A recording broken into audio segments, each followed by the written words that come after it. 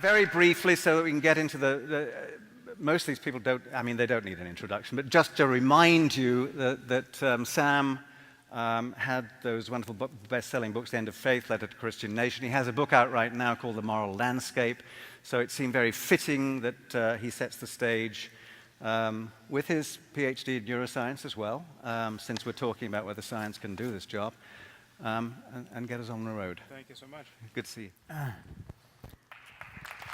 Thank you.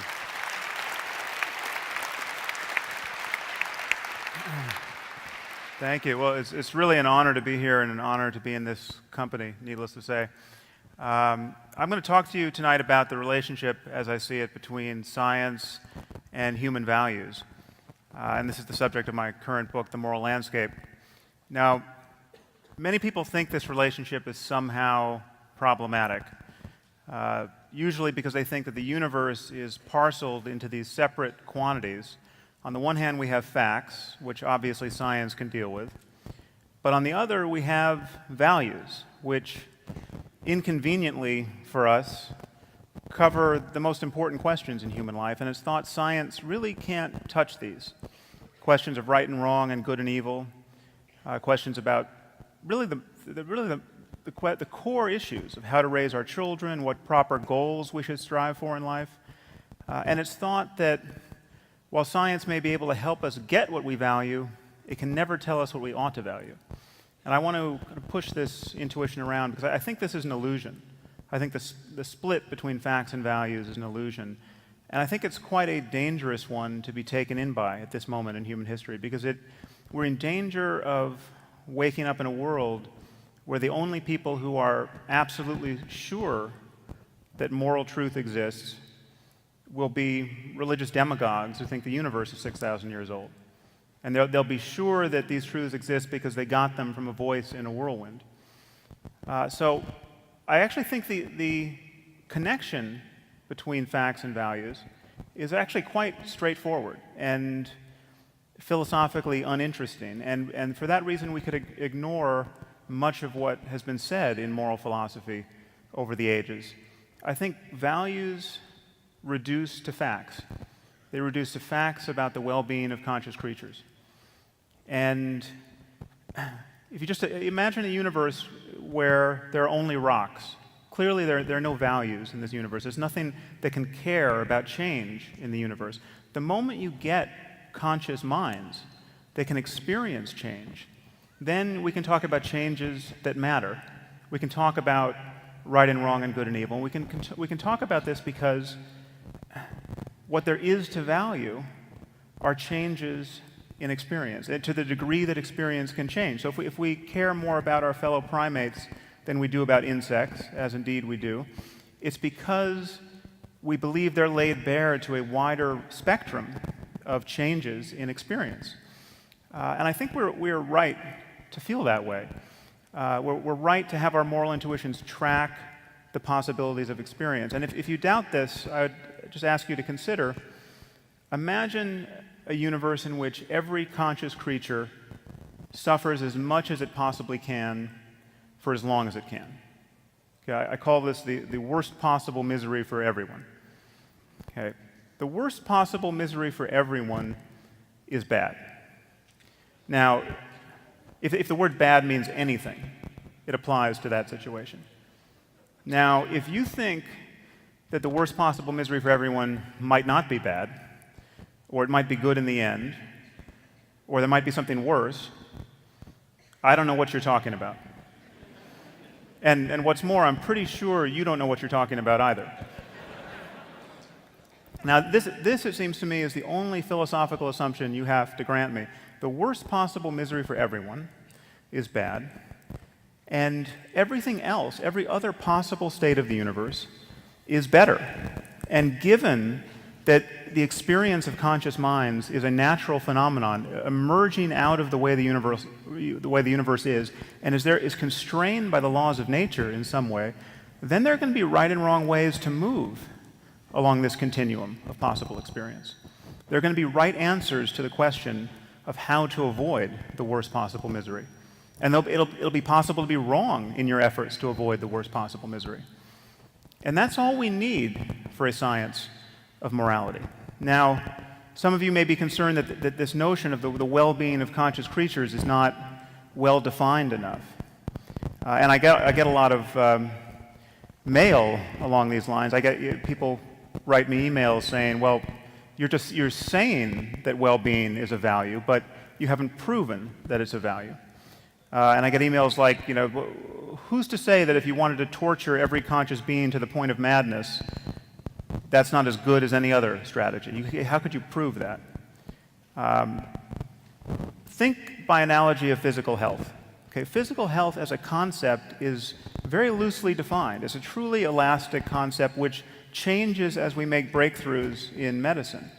When the statue was carved, life expectancy was 25 or 30. It's now 80.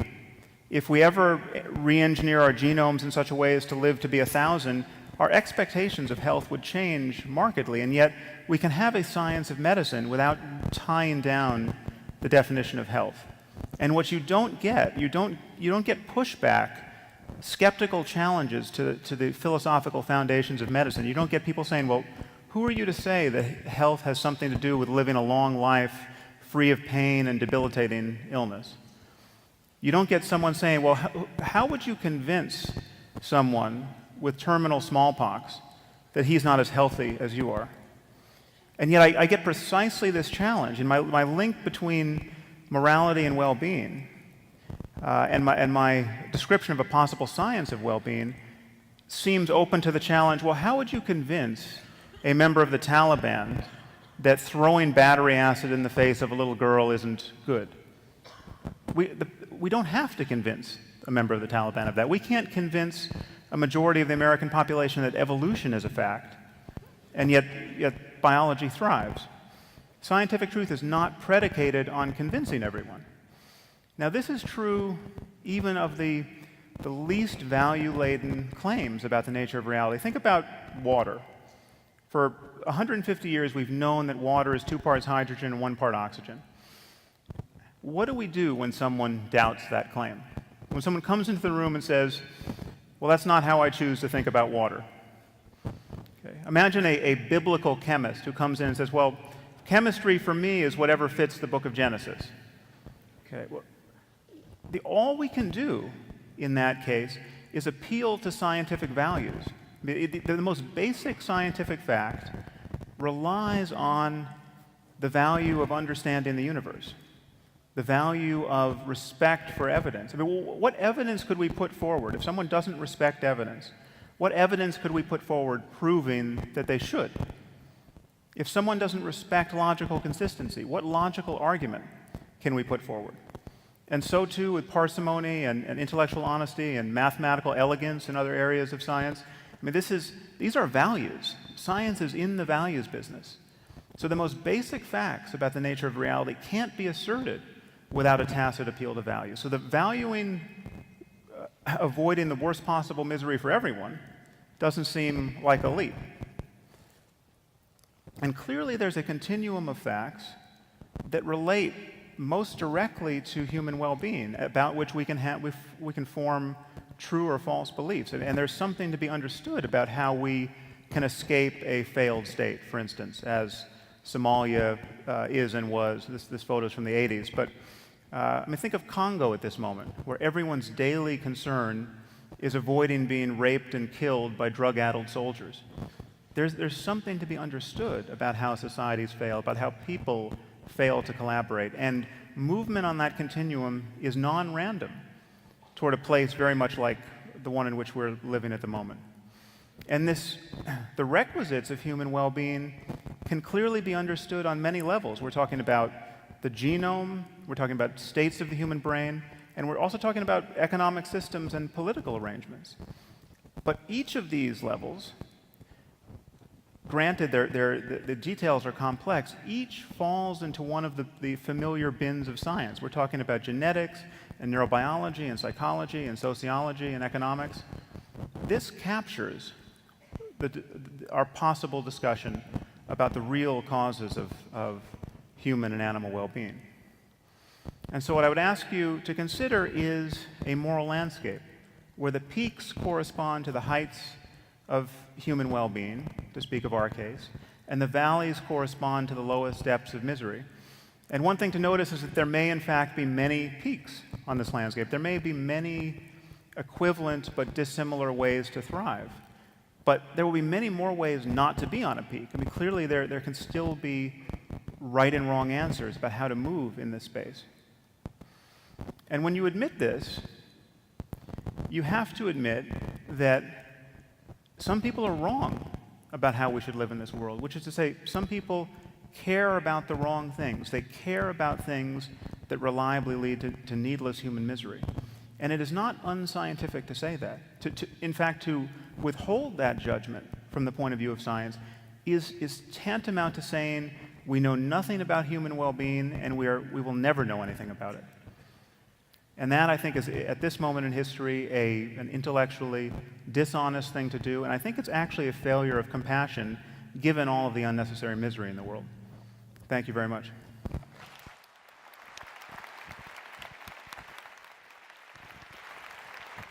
Next up, Patricia Church. And as I mentioned, this October 16th issue of New Scientist is extremely good.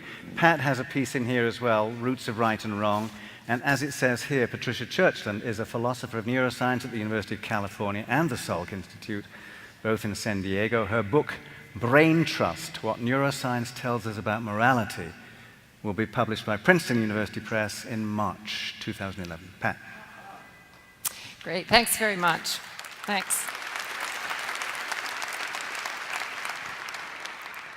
It's a great pleasure in particular to speak after Sam Harris because some of what I want to say really falls within the general structure that I think he has laid out. So the question that I'm interested in is where values come from. How is it that we have certain values that we live by, so that we cooperate with certain people, we help certain people, we share, we work together, we value certain things over certain other kinds of things. What I have found useful to do in approaching this question is to look at the brain of humans, but also the brain of mammals in general, and to look at the brain within the context of the evolution of the brain, with a view to possibly understanding something about where values come from and how it is that we care about certain kinds of things. All animals, all vertebrates, insects, snakes, frogs, are organized to see to their own survival, to see to their homeostasis, that is, to ensure that their body is the right temperature, that they have the appropriate levels of glucose, that they have water, and they're also organized to avoid certain kinds of threats and to approach things that they need. Priorities are set within the nervous system so that when there is a conflict between goals, the one with the greater priority takes precedence. This is taking care of one's own survival and one's own self-well-being. So the very interesting question for us as humans is, where does caring for others come from? It's not magic. One of the things that we know is that in the evolution of the mammalian brain, many things changed. And in particular, because mammals had a different reproductive strategy than, say, fish. They gave birth to live young who were highly dependent on the mother and sometimes on both parents. In order to achieve this, there had to be a reorganization of the circuitry of the brain for caring. And basically what happened is that there was an extension of the, let's just call it, caring circuitry, so that the caring that I used to as a snake used to take care of myself, I now, as a rat or a vole, used to embrace others, in particular the dependent offspring. And so this very major step from self-caring to other caring was achieved early in mammalian evolution. As mammals evolved and other species came into being, Their particular way of life and their particular social niche gave rise to certain other kinds of changes. And we can begin to document in the context of neurochemicals such as oxytocin and vasopressin and the supporting team of serotonin and dopamine and the endogenous opiates, how it is that these changes actually come about.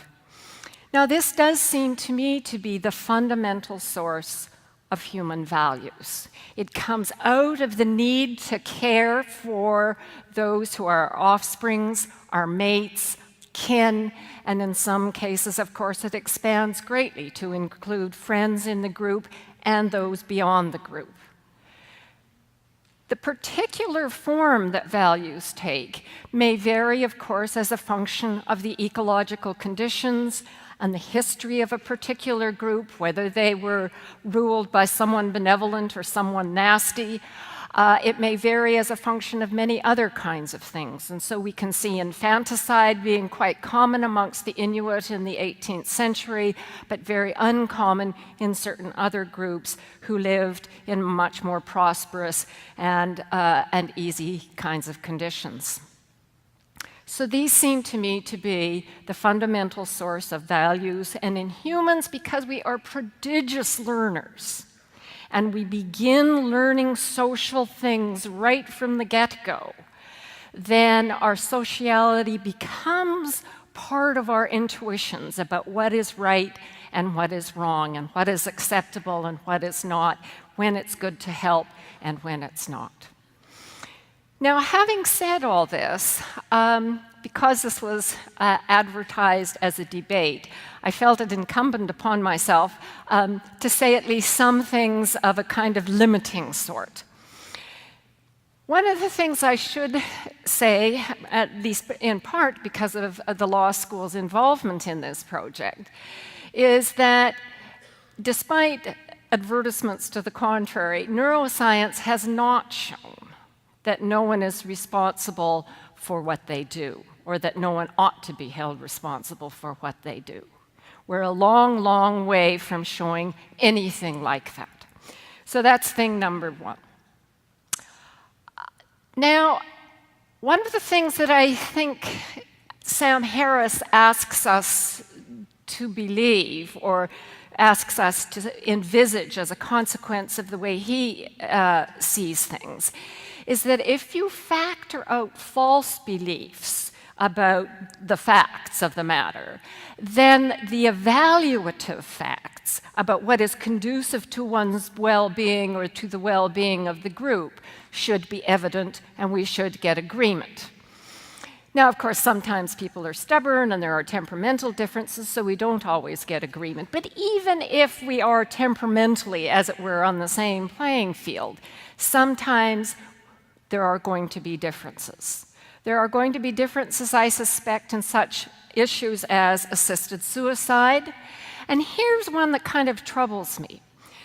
I think that there may be just fundamental differences in views about the value of shooting someone who is a non-combatant but who volunteers to be a human shield. Now, this has, of course, been a matter of considerable debate as a result of the hostile interactions between Palestinians and Israelis. It's not clear to me that there are any additional facts of the matter that we could bring to bear to solve that particular problem. I think there are going to continue to be really difficult issues about when a war is a just war, when it's acceptable to have a preemptive strike. From an entirely different direction, I think there are really difficult issues where it may be that we don't disagree about the facts, but we disagree about the values regarding such things as mainstreaming seriously handicapped children. Where I do, I think, agree with Sam is that there are cases at the nether ends of the spectrum, where it's very obvious that something really is not conducive to anyone's well-being, and on the other side, things that are. Nurturing children is obviously on the good side, abusing children is not. In inventing Braille so that the blind can read is obviously on the good side. But I want to suggest that there are a lot that are in the middle, and I don't really know the status of these. I don't know whether it's that we don't know enough factually so that we can predict what the consequences will be, or whether some of these things actually turn out to be fundamental disagreements about value. So I have some here, such as feeding the Biafrans. Now, as many of you will know, it turned out to be a rather disastrous intervention in the 1960s to simply send a lot of food aid to the starving Biafrans. Why? Because it prolonged the war. They had seceded from Nigeria, and once things got bad enough, they capitulated, they were reabsorbed, there was no bloodbath. But the starvation as a result of the blockade by the Nigerians persisted much longer than it would have if we had not intervened.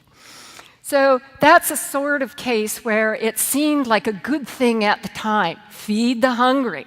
But it turns out that aid and just giving food to the hungry is not always the best thing. But I think that's the sort of case that Sam can handle very well, because it's the sort of case where he can say, had we more facts, we would have been able to do well. So roughly speaking then, and this I sort of bring up in order to play the devil's advocate, I think there are kind of three worries that I have about the idea that science is ultimately going to answer for us, or we can look to science to get the information on what we ought to do and what we ought to value. And one is that, unfortunately, and some of you will recognize this, there can be arrogance and silliness on the part of academics. There certainly are, I think, possibilities for academics to be very condescending, to say, look, I know what's best for you, sweetie. You should live your life in this fashion and not in that fashion. There is also a tendency amongst academics, partly because they live in a very sheltered, very privileged environment, to get silly. And by that I mean that they can adopt hypotheses about what we ought to do that really, if you're a person who lives in the real workaday world and you're up against it, does not make very much sense. The second thing that I worry greatly about is ideological enthusiasm.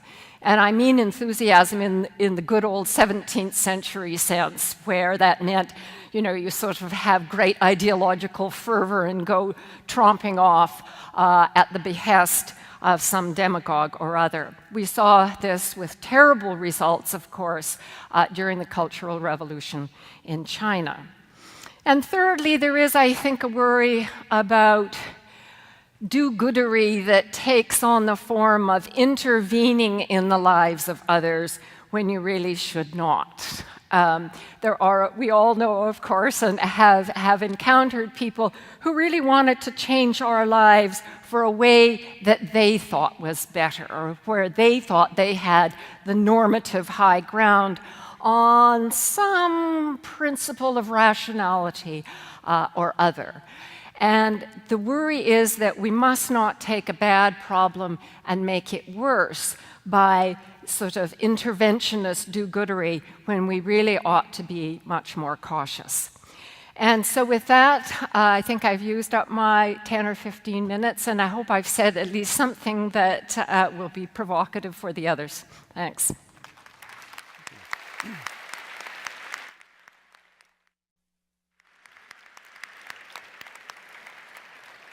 Beginning to sound like a cracked record here, but also in that issue is a piece by Peter Singer, who is professor of bioethics at the University Centre for Human Values. Yeah, but you've got there's a second place. You also have an Australian I'm place. also at the University of Melbourne at the Centre for Right. Applied Philosophy Now, and Public Ethics. and the books, of course, range from the wonderful, life-changing book Animal Liberation some time ago to the latest one, which is called The Life You Can Save. And on the back it says Peter Singer has been called the most influential living philosopher by The New Yorker and named one of the 100 most influential people in the world by Time magazine. So I'm sorry, but you have to go and live that down. So.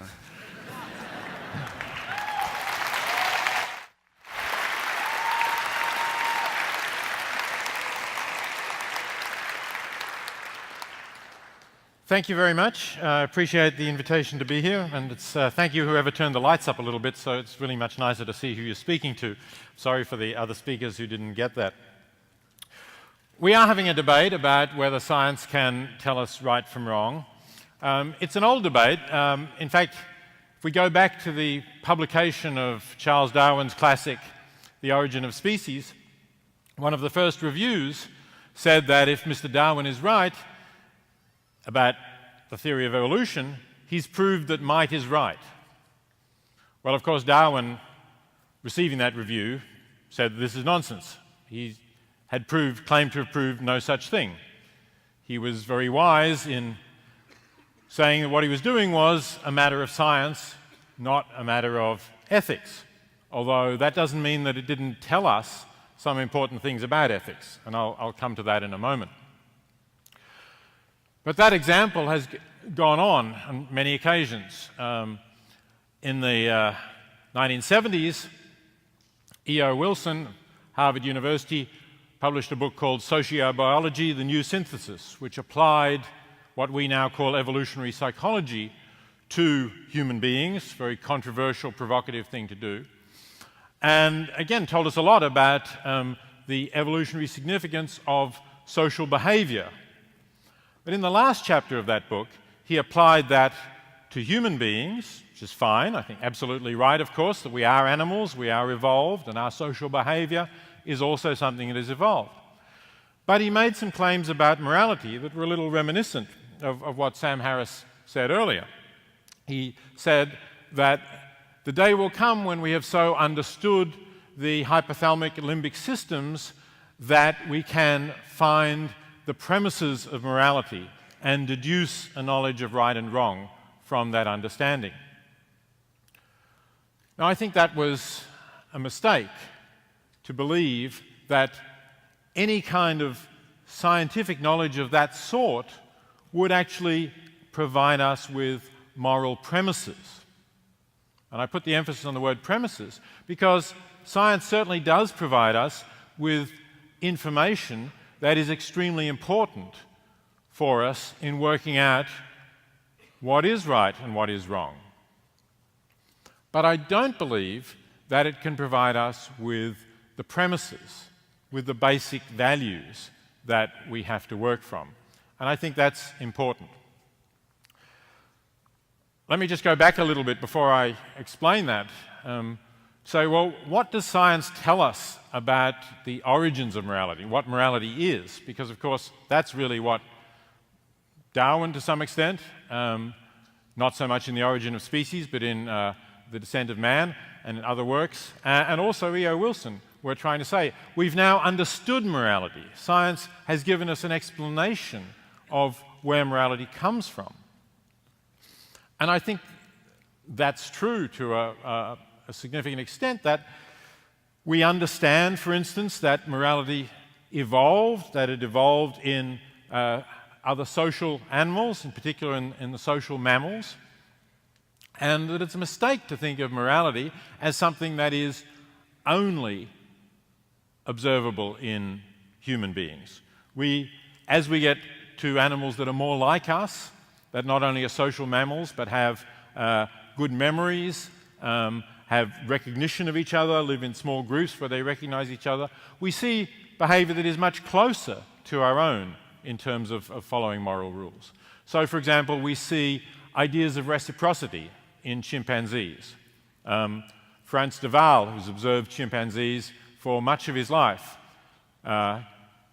tells stories where he observes that if one chimpanzee does a favor to another and then similar circumstances arise, but the positions are reversed, and the other chimpanzee, the one that was done the favor, does not reciprocate, the chimpanzee who was expecting the other one to reciprocate gets angry, may attack the one that failed to reciprocate.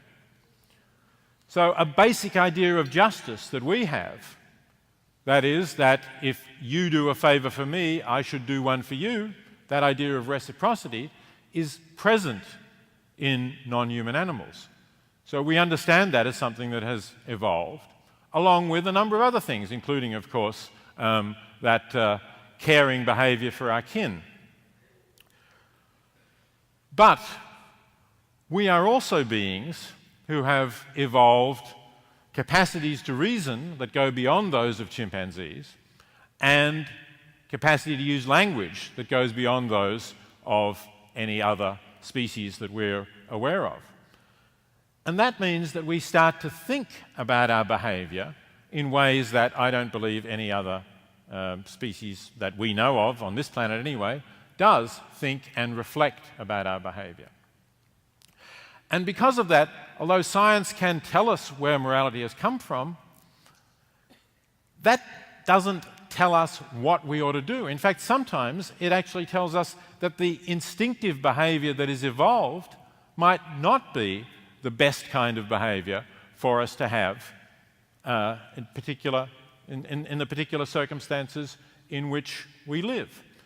So, for example, we've evolved the idea of caring for those close to us, our kin and those we love and those we grow up with. We don't have the same response to caring about those far away who we don't see.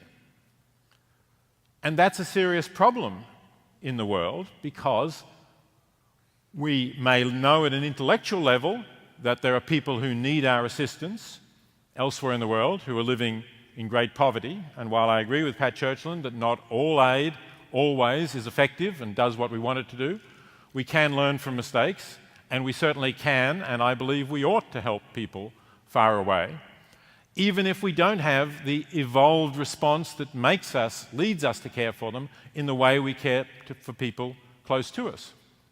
So I think we make mistakes in that way, in that we donate. Americans generally are quite charitable. We give quite a high percentage of what we earn by world standards, roughly 2%, to charity. But I think a lot of it is far less effective than it could be, because we give it to other Americans. And we're one of the wealthiest countries in the world. And even if you are poor, and we do of course have poor in America, if you are poor, let's say you're earning less than $20,000 a year, for a family of 4, puts you below the poverty line, it takes tens of thousands of dollars to make a difference to how well off you are. Whereas we know that in the world, over 1 billion people are living on less than $1.25 US per day. So we're talking about $500 a year. And we know that we can make a huge difference to their lives and, for example, save the lives of children who are currently dying at a rate of something like 9 million children a year children under 5 die every year from avoidable poverty-related diseases like measles or diarrhea or pneumonia. And yet we don't give more than a tiny fraction of the money we give to charity to the people who need it most and where our dollars could be most effective. And that, I think, is a moral failing, but one that is explicable in evolutionary terms, but not one that we want to follow. We want to understand our behavior and try to change it for the better, rather than simply say, well, morality is something that's evolved and somehow, therefore, we're stuck with it. So that's an example of the need to reflect and think. Now, so far you might say, well, that's exactly what Sam Harris was saying, really, wasn't it? That we should be concerned about the well-being of everyone, and not only humans, but non-human animals as well. If they can suffer, if they can enjoy their lives, that's important too, and we ought to be concerned about that as well, and I certainly think that that's true too. Isn't that what Sam Harris was saying? Well, yes, he was, and I agree with him to a very large extent in terms of what we ought to do, in terms of the substance of how we ought to live. I agree we ought to be concerned to improve the welfare of every being that is conscious, that has a welfare, whose life can go well or badly. But I don't agree that science can tell us right from wrong. I don't really think that science tells us that. I think it's a big story, but I think we can see that there are reasons that the fact that a being is suffering gives us a reason to do something about that suffering, not something that science itself tells us. But more importantly, I think there's a lot of other questions that are ethical questions that science also doesn't really tell us about. For instance, Sam Harris mentioned the possibility that we might discover things about changing our genome so that we can live for 1,000 years. Suppose that we do discover that, but we still live on a world with finite resources that can't give a good life to more than, let's just say, 10 billion people. And let's say that by the time we've discovered this, there are 10 billion people on the planet. And let's say that although we've discovered how we can live for 1,000 years, the quality of our life starts to drop off after the first 100 and just isn't as good for the remaining 900 as it was for the first 100. Not implausible. Then there's an ethical question. Should we extend life for 1,000 years? Because don't forget, we can only have 10 billion people on the planet. And if each of them live for 1,000 years, obviously fewer can exist. Whereas if we voluntarily said, no, this is not a scientific development we want, then we could have more people coming into existence living that great first 100 years and then dying after 100 years. I don't see how science can tell us whether it's better to have, over time, more people alive who will live a very high quality life for 100 years, or fewer people who will live a less good life, but still a good life, but just less high quality life for 1,000 years. I think that that's a question that we have to reflect on, and if there is an answer, we have to find it. And that's not, although that's a science fiction example, there are many other cases that we can think of. And I agree with Pat Churchland that there are things that science doesn't tell us. One of them, again, relates to one of Sam Harris's examples that is a really practical problem. He said, well, medicine has a definition of health, good health. We don't really get doctors to argue about that. But in a way, we do.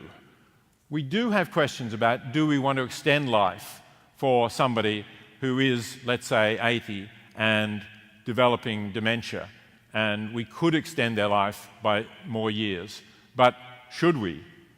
Now, you might say, well, that depends on what their wishes were. Perhaps it does, perhaps it doesn't. These are things we can disagree about, and they're things we should discuss, and I don't believe they're things in which science can give us the right or wrong answer. Although, as I say, in many cases it can give us information which will lead us to better implement the values that we have and on which we agree. Thank you very much.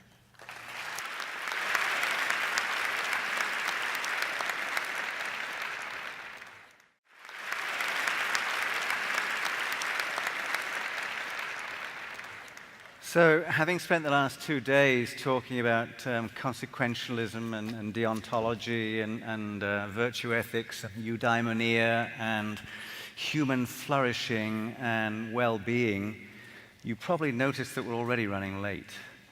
And therefore, I'm worried about your well-being. So if you feel moved, if you feel like we're intruding upon your flourishing at this point, just raise your hands and let me know, and I'll move people along a bit faster. This is Lawrence Krauss. Now, Lawrence is the Foundation Professor in the School of Earth and Space Exploration, Department of Physics, but more importantly for me at least, he's the director of the ASU Origins Project at Arizona State University. He's also chair of the board of sponsors of the Bulletin of Atomic Scientists, which is a very important place to be in these dodgy nuclear times. So Lawrence is actually kind of a public intellectual, as well as being the only physicist to receive the highest awards from all 3 major US professional physics societies. And today, the prolific author was clutching the advanced copy of his new book, Quantum Man, Richard Feynman's Life in Science. This is Lawrence Krauss. Thank you.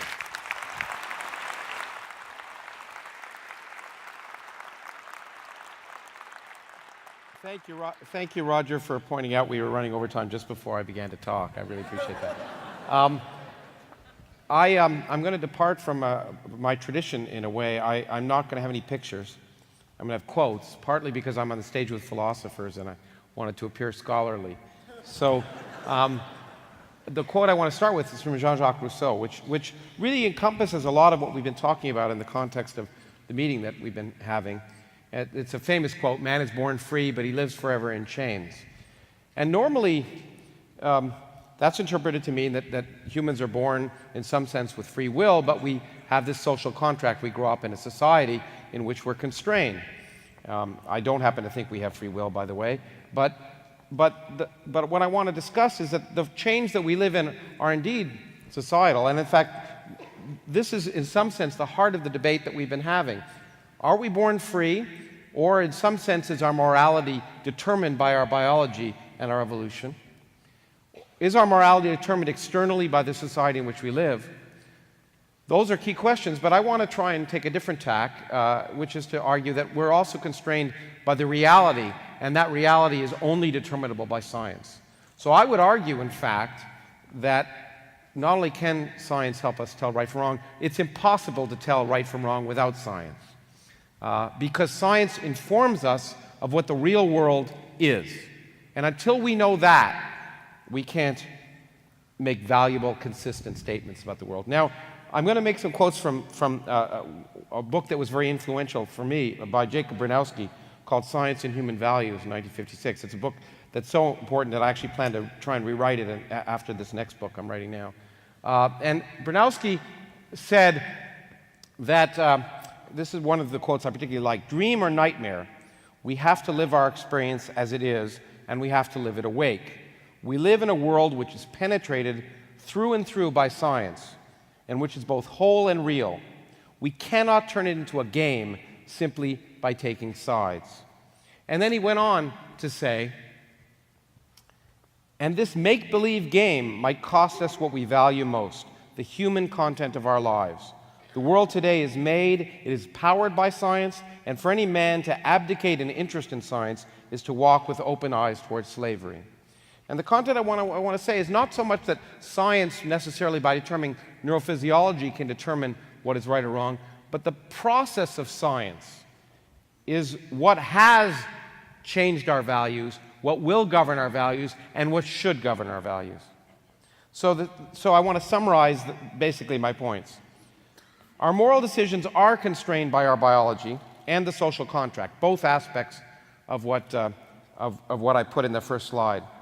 But we are rational beings, and no consistent moral decision can be made without understanding the consequences of our actions, and science is the way we determine the consequences of our actions. It is the way to determine what is real and what is not.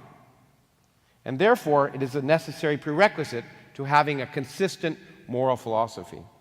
And rationality should be the basis of a consistent morality, and there are many times when it isn't. But one of the things we've learned in actually meetings we've had associated with the Origins Project here on human uniqueness and most recently on cultural evolutionary biology is that there is maladaptive behavior. Humans behave irrationally as groups. But what we've learned is that it's usually based on incomplete information about what's happening in the world around them. That with more complete information, the maladaptive behavior will go away. I would also argue that concepts such as virtue, and in fact, every perceived innate belief that we have, is meaningless except in the context of our experience and empirical reality, the two aspects that science reveals to us. And finally, by science I don't mean, again, the science deriving and determining how humans behave, but the scientific method of secular empiricism. Those are the two, I relate the two. Basically, secular empiricism, it seems to me, arose out of the scientific method. It's ludicrous to pretend it hasn't affected our values. It has already colored our values. The values we have today are defined because of 400 years of science. We would be loath to define anyone as civilized whose ideas of justice and humanity have not evolved over the past 400 years since science has changed the playing field of the human intellect. Science, I would argue, and I think Simon may disagree, underlies the Enlightenment. And it has done so not because Well, because it works. That's the reason that we are here today. Science works. It's changed the world in an effective way. It's largely meant most people live better than they did 400 years ago. And because of that, our ideas of what is right and wrong are vastly different than they were 400 years ago. I'm sure maybe Steven Pinker will be talking about it that to some extent. And when we look out at societies that deny, that we think are backwards, and I'll pick one as fundamentalist Islam. We look at people who have denied the reality of the world around them. They have turned their backs on science, and we view them as uncivilized, and they've turned their backs on science, and part of the reason that the problems is because by turning their backs on science, they've departed from the modern world and don't have the benefits of modern technology, which has produced societies with poverty and disorder. Now, what is real? I just learned the other day one of my favorite quotes, which is now one of my favorite quotes, is by one of my favorite authors, Philip K. Dick, a science fiction author. He said, "Reality is that which, when you stop believing in it, is still there." And I think that's really what science tells us, that whether we believe things or not, there's an external reality, and we have to learn to live with that. And Bronowski put it a different way. What is truth? The sanction of experienced fact as a face of truth is a profound subject and the mainspring which has moved our civilization since the Renaissance. The common view remains the classical view, that the concepts of value, justice, honor, dignity, and tolerance have an inwardness which is inaccessible to experience. The root of this error, as he put it in 1956, goes down to the closed logic of the Middle Ages and had been formed into a system by Aquinas. But it did not share the test of truth of modern physics, for there's a gap between the intuitive and the corrected concept. For there, the gap is gaping, as he put it. Science has taught us that the world we think exists is not necessarily the way the world is. And we cannot have a consistent sense of reality without being willing to force our beliefs to conform to the evidence of reality rather than the other way around. In fact, I wore this T-shirt not just because I think it's dashing, but because it was given to me by my best friend, and it says 2 + 2 is 5 for extremely large values of 2. And this is the point. When you look at 2 + 2 for 5, we know 2 + 2 isn't 5. But science has taught us, in fact, for large numbers, the world behaves very differently than we think it does. And it's important, if we're going to have a consistent understanding of how we're supposed to behave, we have to understand that the world is different than our intuition necessarily projects. And science has been the only way to learn about that.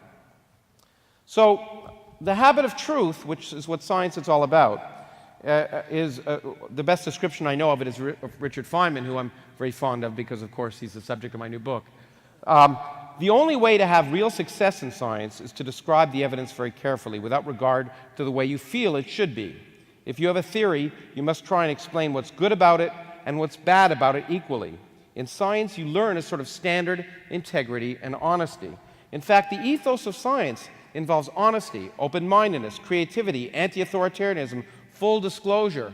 The basis of what I would suggest is a moral society. Now, we had a session on Science Friday, much of this group, and Ireflato asked, but how can you convince people when they have strongly held beliefs? And I think, I don't know if I use this quote, but it's one of my favorite quotes. If the only tool you have is a hammer, everything begins to look like a nail. I'm an educator, but I happen to believe from a great deal of political experience that when you actually provide better information, people make better decisions. And education is the basis of a more consistent and just moral society. So, good, I got applause. So, let me give you in the last 2 slides some examples. So the stem cells are a big issue, okay? And they're a big debate. But there are certain facts that if you don't understand them, you cannot make sensible moral decisions. Blastocysts, which are the things people work with, are not fully functioning embryos. They're not going to turn into human beings. The embryos destroyed in stem cell research are going to be destroyed anyway. They're not going to be used for reproduction. They were largely donated for research purposes. They're in storage, and they're just going to be thrown away. And finally, one of the big misconceptions the Catholic Church suffers under is that there's a moment of conception. There is no moment of conception. Having gone to in vitro fertilization clinics, I was amazed to see the incredible number of steps starting from what you would call the fertilization process to a fully functioning embryo, and every single one of them is as important as the one before. There's no moment where you can suddenly define a living being there. It's a continuous process. It's not a moment. And you have to recognize that if you want to ask and make sensible moral decisions about whether you believe stem cell research should be funded. Similarly, Burkas, I thought Sam might talk about it, but he said, and I agree with him, that it seems to me putting a woman in a bag is not a good thing. But I also think you can actually ask scientific questions that are answerable, that can allow you to realize that it may not be a good thing. You can ask the question, are women safer and less subject to sexual violence and intimidation if they're covered that way? I suspect the answer is no. But it's a question you can ask and study. You can ask, is their sense of self-worth improved by going into those societies? You can ask, are they freer to manifest their capabilities as human beings? Those are scientific questions one can ask and answer, and they should inform our morality. So, in conclusion, I would say that the science's habit of self-correction as a part of a continual effort to get a better handle on truth promotes a set of values that is essential for the moral health of a modern democracy.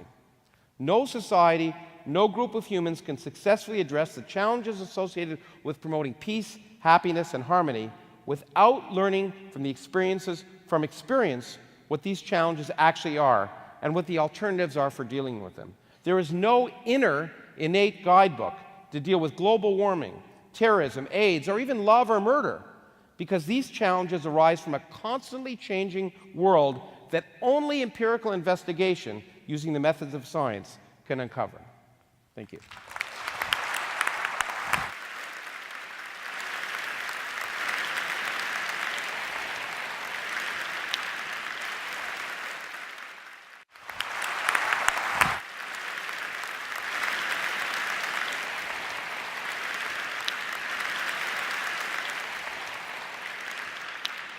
So next up is Simon Blackburn, who's the Bertrand Russell Professor of Philosophy at the University of Cambridge, one of the organizers of the workshop that we've been having.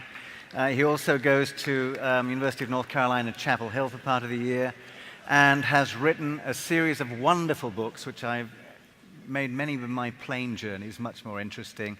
One of the more recent ones is How to Read Hume. He did a Plato's Republic, and also some very clever one-liners, which think, being good, lust, and truth. Simon Blackburn. Thank you very much.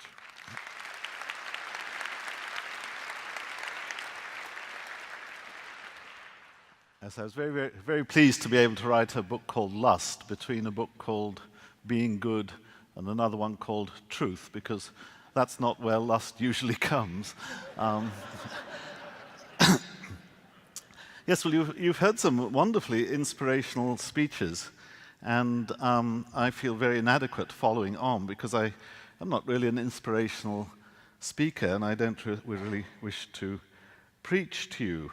Of course, much of what has been said I agree with. I agree with Lawrence that it's not a very good idea to go around with your eyes shut or to let your fantasies determine what you think the world is like, as opposed to empirical investigation. I think we can all put our hands up to that. I agree with Peter Singer that we could be more charitable, and I believe that charity is a virtue, and I think we probably should be more charitable, although I also agree with Pat Churchland that charity is very easily misdirected, and in some cases, such as massive aid charity to Africa, there's a nasty fear that it can do more harm than good, and often does. So it's got to be tempered by an intelligent awareness of the consequences. So all these things I thoroughly agree with. I also agree, of course, that our values can be tempered by science. I think, for example, that our further understanding, for example, of the similarities between the male brain and the female brain will march alongside other cultural causes to assist in the equality of women, and I hope it very much does so. I think measurements of identity of intelligence, identity of skill, identity of other cognitive functions, that would be a scientific measurement, and it could also insist, for example, in breaking down racial barriers and in breaking down gender barriers. So, of course, science can inform our values and should inform our values, and I think we all put our hands up to that. As to whether you need nothing but science, which I think was the message, the first message we heard, I'm afraid I don't agree with Sam about that, and neither do the other three speakers I think we've heard so far. And the reason, I think, is an important reason. It's a philosophical reason. I'll just spend a couple of minutes saying why I think it's so.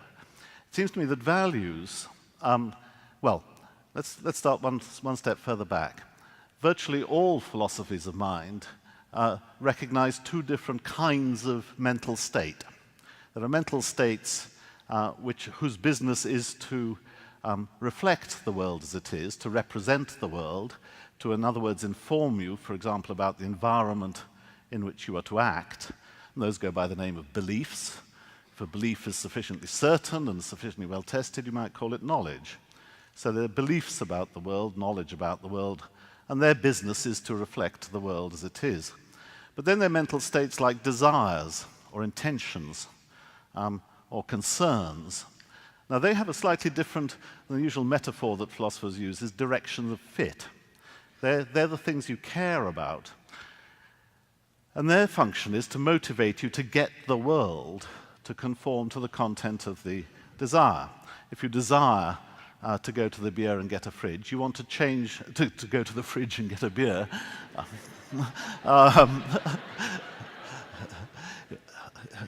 Yes, a Freudian slip, I think.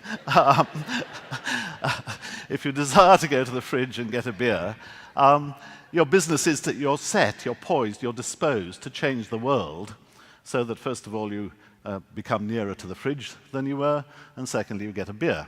That's changing the world, and the function of the desire is to change the world to conform to whatever is the content of the desire. Now, many, many moral philosophers, myself included, put values on the desire side of those mental states. The job of values is to orientate you towards the world, to orientate the way you behave, to, as it were, reflect what you care about and what you desire. It's not just what you desire, it's what you are concerned about in much more important ways. A value is like a desire that you're prepared to make public, that you want coordination on, that you're prepared to insist upon from other people. At its limit, it'll define things that you think you must do, not just things you want to do, and things that other people must do in their relationship to you. So those are values. So it's going to be inevitable that there's a gap between fact and value, because the two mental states, the ones that represent the way of the world and the ones that motivate you to act in the world as you understand it to be, have this different function. So it's one thing to know the world and what the world is like. It's another thing to care about it in any particular way. Now, Sam said that you could just chuck away all the writings of moral philosophers because science had discovered that ethics is about promoting welfare and avoiding suffering. Well, I don't know which science discovered that. It was certainly a major theme of Aristotle. It was a major theme of the Buddha. It's a major theme of Christianity. It's a major theme, as far as I'm aware, of every moral philosopher that's ever lived. Where the moral philosophers find the going difficult is in having an adequate conception of human flourishing. So let me give an example, a couple of examples. Some people think that flourishing is just a matter of contented, happy, kind of dreamlike mental states, a bit like after you've taken a spliff or two, or you've got that beer out of the fridge, and another one.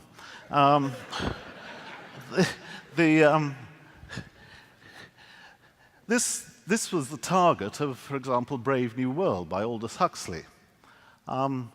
He he wrote about a world of sort of zombies, happy zombies kept in a kind of dreamlike contented state by a combination of drugs and lies. Another way you can be happy, you can flourish, is by living in a fool's paradise, by turning your face away from the things that might make you unhappy, or just being ignorant of them. So you could take two people in identical apparent mental states. Each of them believes they're living the American dream, but one of them is in complete illusion. He believes that his wife loves him, his children love him, his job is going well, his colleagues respect him. None of that's true. He's living in a fool's paradise. And according to Aristotle and many moral philosophers following him, that man is not flourishing. Because he's living under an illusion, he is, however happy he may say he is, and however happy he might appear to be by some neurological measure, since it is not a life of achievement and of real truth and attainment to a way of being in the actual world, he is living in a fool's paradise. Again, other people have had conceptions of flourishing which included suppressing desires rather than satisfying them. The Buddha did this, Stoicism does this.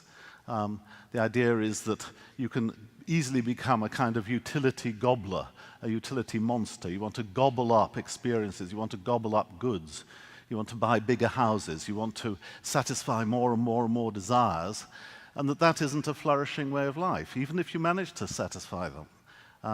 The real life consists in self-mastery and wisdom and understanding that desire satisfaction doesn't necessarily bring the most flourishing kind of life. Now, all those are moral ideas which throw around the conception of well-being and problematize it.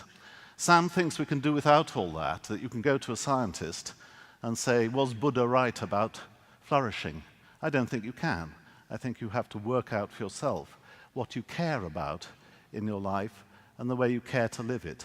And actually the same comes when it's a question of the utility of others. Peter talks about the expanding circle as if reason by itself means that you, as it were, expand from being concerned just for yourself and for your family to being concerned for more and more and more sentient things until eventually you become a servant of the world, giving away all your money to other people and so forth. I don't think reason tells you any such thing. I think it's an excellent thing if you expand your sentiments, and I very much hope, as it were, that we all do become more charitable. But I don't think you're under any obligation to become a servant of the world, and one of the hardest things in ethics is to decide how to prioritize your own well-being and the well-being of your family, well-being of those to whom you owe debts of gratitude, your loyalty to particular groups amongst whom you live, versus a more impersonal duty to those who lie outside that immediate circle. I think prioritizing one over the other is a very hard decision many of us have to make. All of us have to make. Every time you take your children on holiday, you could be saving 3 children in Africa, their death or their eyesight or whatever. And yet people do go on taking their children on holiday. And I'm glad they do. I think they have to. So, prioritizing these things is very hard, it's very difficult, it's not solved just by saying, oh, it would be awful if everybody was miserable and it would be wonderful if everyone was happy. You can't live simply with that as a guide, it's no guide at all. So, I'm afraid ethics is and remains a very difficult subject, and it's a complete illusion to suppose that science will give us all the answers. Thank you very much.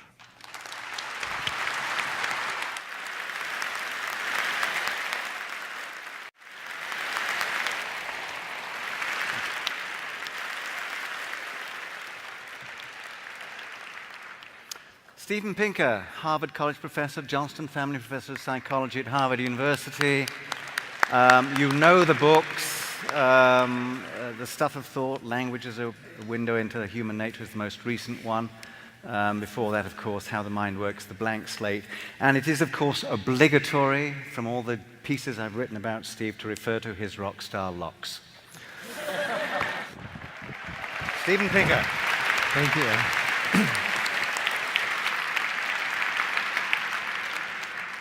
Thank you, Roger. Can science tell us right from wrong? Yes and no.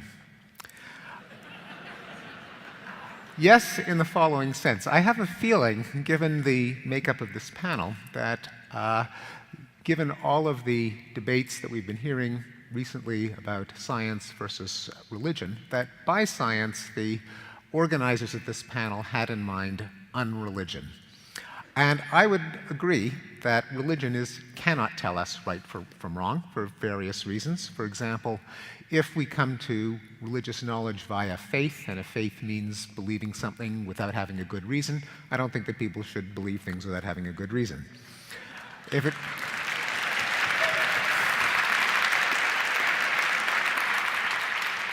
If it comes from the glow of subjective certainty, if it comes from scripture, if it comes from authority, those are all terrible reasons to believe something.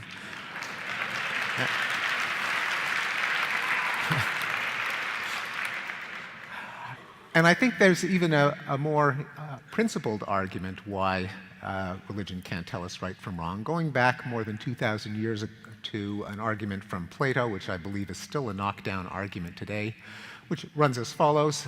Imagine someone said that the source of right and wrong is divine decree. Killing is wrong because God said it's wrong. Well, then you have to ask, why did God say that it was wrong? Did he have a good reason, or was it just a whim? Could he have just as easily said that it's right to go out and kill and rape and torture, in which case it would be right because he said it's right? Now, if you recoil at that suggestion, if you say, no, it would still be wrong even if God said it was right, or if you say God wouldn't have commanded us to kill and rape because he had a reason not to give us that command, well, we can appeal directly to the reason and skip the middleman. Either way,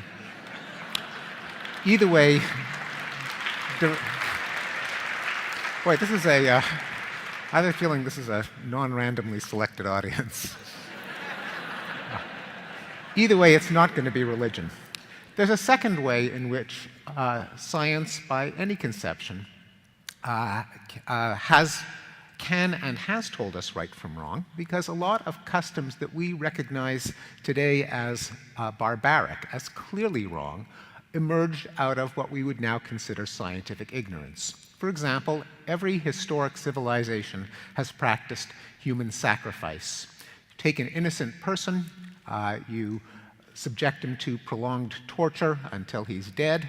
Why would so many cultures do this apparently bizarre thing that offers them no benefit? Well, all of the ancient civilizations believed in sadistic, bloodthirsty gods. They lived their lives. They saw that it was full of nasty surprises. People died of accidents. People got sick. Children got sick. Crops would fail.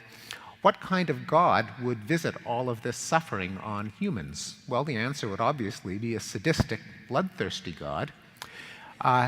If God has a minimum daily requirement of human gore, why not be proactive about it? Better him than me.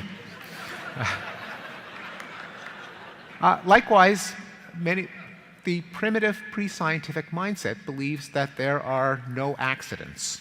That if something bad happens, if a ship sinks, if a crop fails, then there must have been a witch that cast a spell that caused it to happen. From that, it doesn't take long to finger someone you don't like as the witch that caused that calamity, and that licenses you to kill the alleged witch. We don't believe in witches anymore. One of the great moral advances, I think on a par with love thy neighbor and do unto others, is the one on the bumper sticker, which I'll paraphrase as stuff happens. Slavery used to be justified by the empirical hypothesis that Africans were innately inferior and subservient and helpless. We know from a scientific mindset that that is incorrect, and that undermines one of the justifications for slavery. Likewise, sadistic blood sports, lowering a cat into a fire to watch it burn to death as a form of public entertainment. We have every reason to believe that cats suffer as much as humans do, among them being that we know what makes humans suffer, namely the activity of our brain. We know that cats have brains with all the same parts, therefore we have every reason to believe that cats suffer. As Voltaire famously said, those who can make you believe absurdities can make you commit atrocities. On the other hand, I don't, and here's where the no comes about. Let's say that everyone agrees on the facts, that, for example, other people suffer, that cats suffer, and so on, but someone were to say, well, gruesome sadistic spectacles, like burning a cat to death, are okay because why should I care about a cat suffering? It gives me pleasure. Or it's fine to break criminals on the wheel, which is to say strap them to a wagon wheel, smash their arms and legs with a sledgehammer, hoist them on the wheel, let them die in agony, because bad people deserve to suffer. What else is going to deter people from a life of crime? And besides, it's great entertainment to bring the whole family out and watch the victim writhe and scream, which is how criminal punishment was administered in medieval Europe for hundreds of years. Now, we realize today that that is wrong. And, but on the other hand, it isn't exactly science that tells us that it's wrong, nor is it a gut feeling. In fact, cruel punishments were eliminated not by appeal to religious scripture, since scripture indeed mandates all kinds of cruel punishments like stoning for what we today recognize are trivial infractions like blasphemy and heresy and working on the Sabbath. So that wasn't where it came from. It didn't really come from science because there wasn't necessarily any disagreement over the facts, but it did come from reason. People provided reasons at the time why cruel punishments were a bad idea. For example, one reason is that each of us objects to our own suffering. If suffering is bad for me, how can I say that suffering is okay for someone else just because they're them and I'm me? It's like saying that the point that I'm standing on is a special place in the universe because I happen to be standing on it at this very moment. Well, if suffering is for everyone is a bad thing, if it's bad for you, you can't coherently maintain that only my suffering counts, then the only reason that you should administer suffering in a system of criminal justice is to deter a greater amount of suffering that the criminal would perpetrate if he was undeterred. Well, if deterrence is the goal of a criminal justice system, you should only administer that much discomfort that would deter someone, and surely locking someone up or fining him would have the same deterrent effect as smashing his arms and legs and leaving him to die in agony. Moreover, if you had a criminal justice system like every European country had until the Enlightenment, where what we would recognize as minor crimes like gossiping was punishable by hideous torture or shoplifting, well, that creates a perverse incentive structure. Because if someone wants to shoplift a loaf of bread and they know that they're going to be tortured to death, well, they may as well kill the shopkeeper while they're at it, because there could be nothing worse than the punishment they get for stealing the loaf of bread. Why not reduce the probability of getting caught by committing the maximum possible crime? And so that is a good reason to calibrate punishment in a criminal justice system so that the worse the crime is, the more severe the punishment is. Now, these were arguments. They're not religious arguments. They're not scientific arguments. They were offered by people like Cesare Beccaria, a philosopher and an economist. And that is the kind of reasoning that we use in conjunction with a better understanding of the world to tell us right from wrong, both in history and today. This kind of secular reasoning is done not just by scientists, but with the help of historians, journalists, essayists, polemicists, legal scholars, and moral philosophers. Now, one could say, since it's really hard to find a sharp dividing line between science and many aspects of philosophy, or science and social science and history, history and political science, one could just say that anyone who engages in secular reason is a kind of honorary scientist that will define science in the broadest term of relying on logic and evidence rather than on dogma or authority or subjective feeling.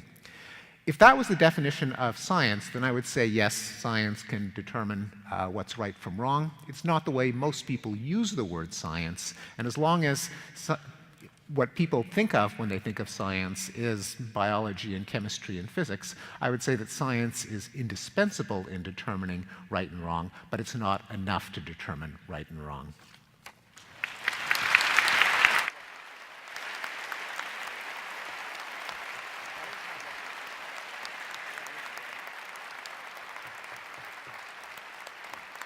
So two quick things before we go to an intermission.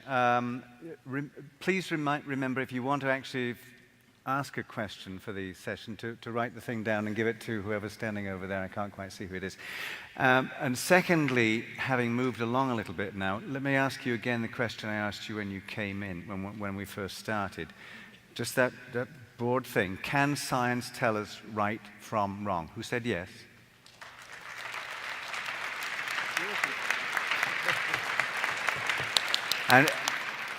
And who says no?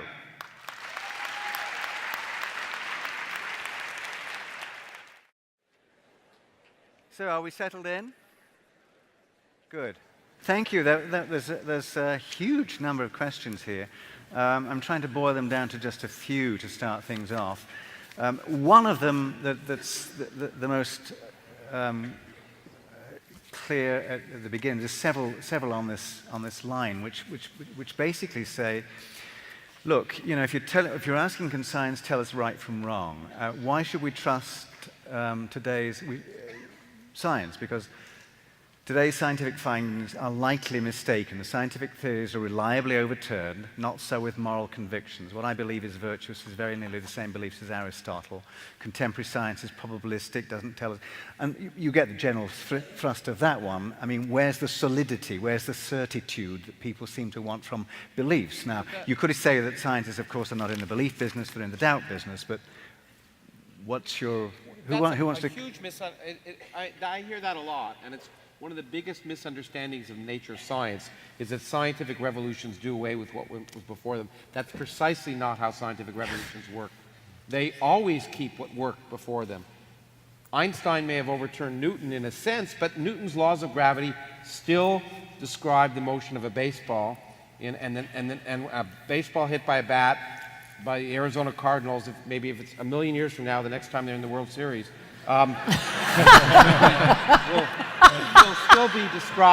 will still be described by Newton. And so what works continues to work. We learn new things at the forefront, but we don't overturn the science that accurately describes nature. And so it's not as if, you know, the argument is given, well, you know, tomorrow everything's going to be different. Why learn science today? That's not true. Whatever we learn at the forefront of science in the future about the brain or about physics, it's not going to change the things that describe reality well now. Steve. I think another myth is that Aristotle got ethics right and we haven't made any progress since then. In fact, it's actually quite astonishing to see how morality has historically changed. This isn't a relativist argument that says that every age has its own morality, but I think one could very well make the argument that there has been progress in morality for the same reason there's been progress in science and mathematics, and in fact all of them feed off one another. I don't know if Aristotle had a good argument against slavery, but there certainly was a lot of slavery in Aristotle's Greece. It's not so easy until recently to find sustained arguments saying that there's anything wrong with slavery, or with executing homosexuals, or with confining women to the home, or with rape, or with animal cruelty. All of the cruelty to animals, a lot of these arguments are surprisingly recent. They pass into common understanding and common decency. We look at history and we just shake our head wondering how people could do such horrible things. So moral standards do improve, partly in discourse with science. There are also a number of... Anybody else want to go to that one? Or there were a number of questions that asked about the spectrum here. I mean, are we just talking about human beings when we're talking about morality, or are we talking about... what are we talking about in terms of values and value systems in other animals? Well, I think I addressed that briefly. I think you can find proto-morality, at least, in non-human animals. You can certainly find behavior that resembles human moral behavior. And I think at least in the great apes, we can find some evidence of reflection, if you like, or something close to that in terms of what's happening. Now, as I said, we develop that immensely because we're able to reflect on it in a quite different way and discuss it among ourselves and build up a tradition and refer back to Aristotle or Confucius or Buddha, or whoever it might be. So there's no doubt that we have something that's, very significantly different from non-human animals. But I also think there's a continuity that we shouldn't deny. Yeah, there's one question actually talking about animals flourishing without science and without social contracts. How on earth did they manage? I mean, one answer would be that they flourished to a degree. They flourished as a species, but of course their lives were relatively short, and many of them died because nature is not that great, really. They die horrible death. Well, that seems to me to be putting it a little bit strongly. I think that there are, amongst social mammals, quite apart from social insects, there certainly are local practices as well as practices that obtain within the group over time and sometimes are transmitted to other groups. But by and large, of course, many social mammals have done extremely well. And as long as there are not great catastrophes, such as volcanoes, they really did do quite well. What do you mean by doing extremely well? You mean the species survived, but many of them died. I mean, we can talk about each species, but it's very common for 90% of the young to die within a month or two of birth in many species, right? So, like what species? Well, I mean, take fish, for example. Oh, no, I thought we were talking about social mammals. Well, okay, so, I mean... But social mammals are under... The great apes are under huge stress. They are now, but I mean, I thought we were talking about while they had a habitat. But I think that's the point. Without science, they're under extreme stress because of the fact that we're living in a time of perhaps one of the greatest extinctions in the history of the Earth. And, we should tell the new members of Congress that who don't believe in global warming that, in fact, we're exacerbating that by our behavior, and science is necessary to reveal the fact that human-induced global warming is going to change our environment and is going to produce many more extinctions. So to be kind to animals, we have to, in some sense, use the result of science. Yeah, Well, of course, before, but that's a different issue yet again. Before we get too dewy-eyed, we might remember that it's the burning of hydrocarbons, which was also a scientific discovery and a technological... Look, that's right, but that's exactly right. But it's not up to scientists to determine how to use it. It's up to scientists to explain what the consequences are. That's it. Well, but I think that's one of the issues that came out in our workshop and also amongst the folks out here with a question like, can science tell us right from wrong? It's being construed as being, is it a replacement value system entire, right? So what you're saying is it can inform decisions, but whether it actually becomes a well, I entire ultimately think system. I ultimately think it is, but I think it is even stronger than that. It is, in some sense, the basis of many of our values, many of our Enlightenment values, and I think that's implicitly what many of us in this room are arguing for, exist because of the results of the scientific method and the Renaissance that resulted from them. I think that's actually a source of confusion. I totally agree with you, but that we're using science in very different senses in this conversation. I think you're right. There's a lot of confusion about certainly what I mean by science.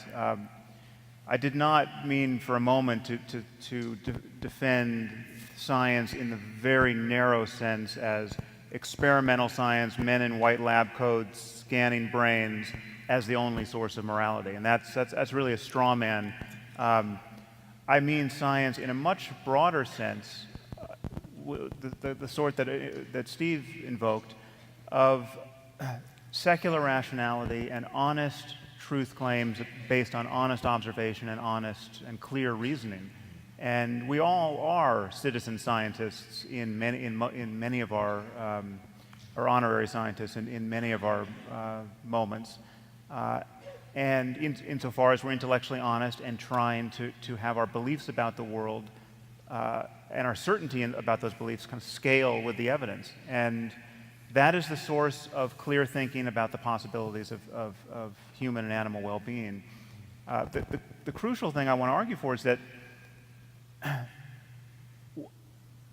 what do we mean when we say that something can be morally good or evil? And is that a truth claim, or is that just merely manufactured based on cultural invention or something that's been drummed into us by evolution and is just a product of our social emotions and emotions like disgust?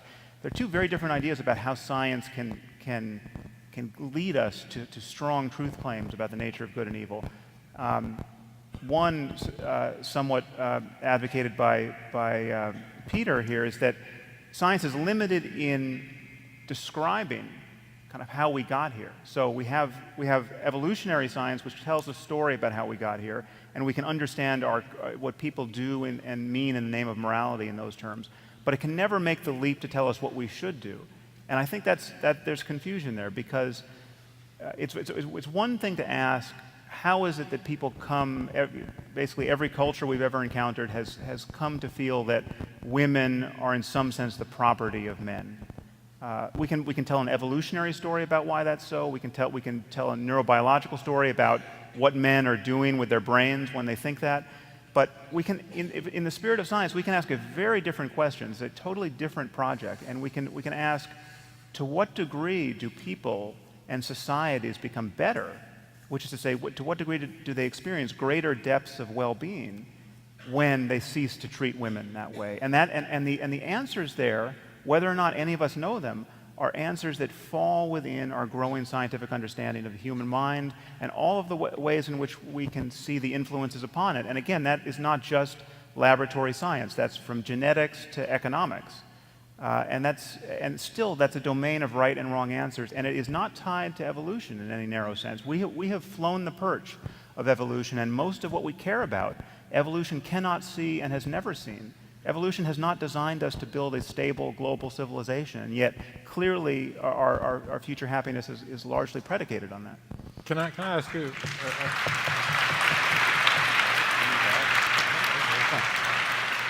Can I ask you a question, Sam? Because we've had some discussion during the break, and maybe I did take your view of science too narrowly, in which case I apologize. But you just said you want this broader view of science from genetics to economics. Now, I know that if in other cultures, for example, if you think of the German term Wissenschaft, which we often translate as science, it includes philosophy and ethics, as any serious study of a phenomenon.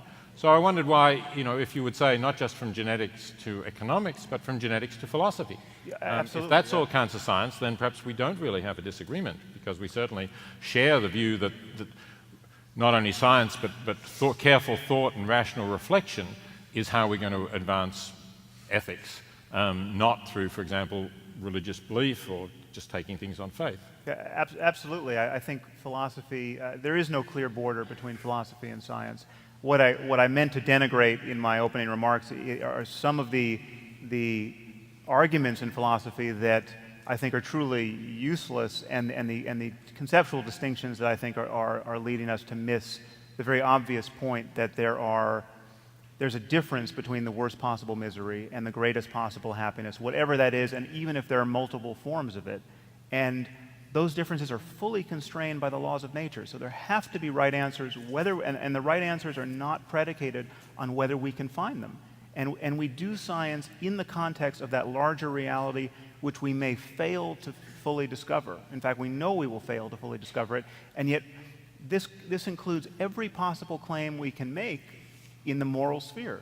And the idea in philosophy currently is that is an incredibly edgy and controversial thesis in moral philosophy and metaethics, and I frankly just don't see how it could be, given that every possible experience is only possible based on the nature of the way the universe is. Could I just ask about that? I mean, it's one thing to know, of course we know when things are going really badly, and I think you start your book with a scenario in which somebody has just been the victim of atrocities and so on, and just life's as bad as possible. We all know when things are going really, really well. But the construction of a scale, or the idea that there's, whether we know it or not, there's a fixed place, a fixed way of valuing things, that doesn't follow, and I'm not sure it's true. I mean, let's just think of a case. Suppose we went on holiday last year to the mountains, we went this year to the seaside. Was one holiday better than the other? Well, I deny that there's a single objective answer to that, which we just don't happen to know, but that some omniscient sort of brain scanner in the sky could measure. Because a lot of it's going to be itself conditioned by value judgments. If my wife and I argue about which holiday was better, she may point out that bad meal we had in the mountain hut, and I might point out the day I got sand in my bathing trunks and so on. But none of this is providing a convergent answer to a definite problem for which there's a definite measure. And I think a lot of human life is rather like that. Well, life is, all you're saying is life is complicated. That's true. That's why I do physics. But, but the statement I think that Sam's trying to get at, which I'm very sympathetic to, is that you're absolutely right. It's very difficult to determine, and there may be many equivalent solutions to a problem. But but without asking, if you wanted to sit down with your wife and say which was better, you'd have to ask some questions about what happened during this and what happened during that, and make some rational assessments based on those experiences. And without doing that, you couldn't address the question at all. And I think that's the point that I was trying to emphasize. It's very complicated, and for humans, and it may be impossible to actually answer the question. Just like I don't know where every atom is in the air molecules in this room, but you would argue that in principle there's a series of questions and a process by which you might try and address those questions. And I think that's what. Yeah. And in principle, you could be mistaken. You could misremember your holiday. You could fail to know what it was actually like to be you on that holiday, and you could come away thinking, well, I love Hawaii, it's my favorite place, and your wife could rightly say, you were miserable every moment I sat next to you on the beach. And that's just, I mean, we are not incorrigible with respect to even our own experience of the world, right. And we can be self-deceived, etc. Right. But and there's obviously distinctions that don't matter all that much, and it's not worth it to try to get the details right. But in the limit, it's very clear that we are operating in a space of possible experience that's constrained by the way the world is and the brains we currently have, and the idea that somehow we have to maintain this holding pattern of moral relativism or multiculturalism or just you all have to make it up for yourselves approach to questions, to the most important questions in human life is not intellectually honest. We don't all have to make up medical truth for ourselves. We don't all have to make up physics for ourselves. And we don't all have to make up what is actually true of the human mind for ourselves. And it's just not a... But it's not a credible... I wasn't arguing that anything's made up, that we make up anything for ourselves. Well, you work it out for... everyone working it out for themselves could be wrong. There's a background truth, and that's all I'm arguing. Sure. Do we think that the neuroscience, rapidly developing as it is, has any... will it have any power in helping us understand some of these things? I mean, you talk about flourishing, Sam, human flourishing. Can you think of any... neuroscience result that speaks to increases in human flourishing? Well, I mean, that science is truly in its infancy, so it's not... there were a couple of questions about what does the insula do, what do mirror neurons do. That's why I'm in neuroscience at this point. Yeah, I mean, we're beginning to... I mean, people are beginning to study well-being at the level of the brain, but people are... there really is this taboo in science, and it's a taboo you can sort of hear reinforced in this room, that it is considered somehow intellectually disreputable or Orwellian or Huxleyan to ever imagine that science can tell us, in a prescriptive sense, how we should live. But there's nothing Orwellian about science telling you, medical science saying, listen, if you don't want to die of lung cancer, don't smoke.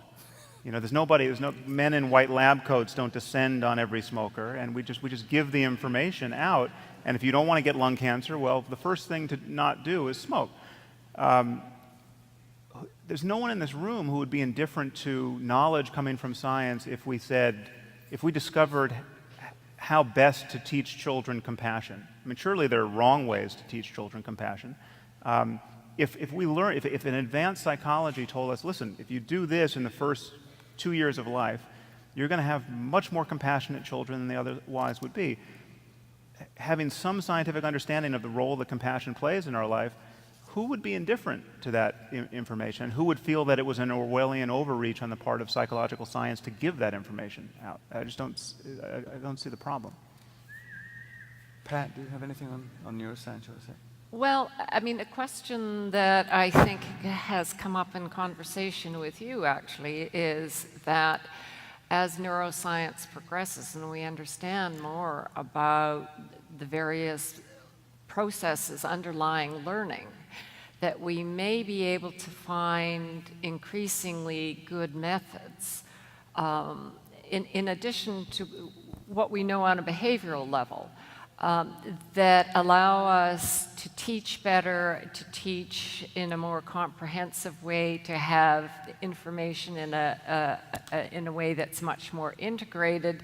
I mean, ultimately, I think this would be consistent with something that would interest Sam, is that we might find ways that allow us to make humans more rational in the ways that we go about in the behavioral level, teaching them the various things about the nature of their social world and how to flourish in that social world, how to be good citizens, how to cooperate well, and how to do well. I mean, I don't want to sound Pollyanna-ish about this because, of course, there is tremendous variability in many respects across the population, and not just in things like intelligence, but also in the capacity for sociability and in temperament. And as we discover more about the underlying physiology of, for example, temperamental differences or the degree of sociability, there may be better and better ways of teaching children or bringing them along so that they can flourish in a greater way and so they can be better citizens. So I think those things are really quite possible. At the moment, though, we really just don't know enough about the organization of the brain to do that. But things are progressing at a quite remarkable rate.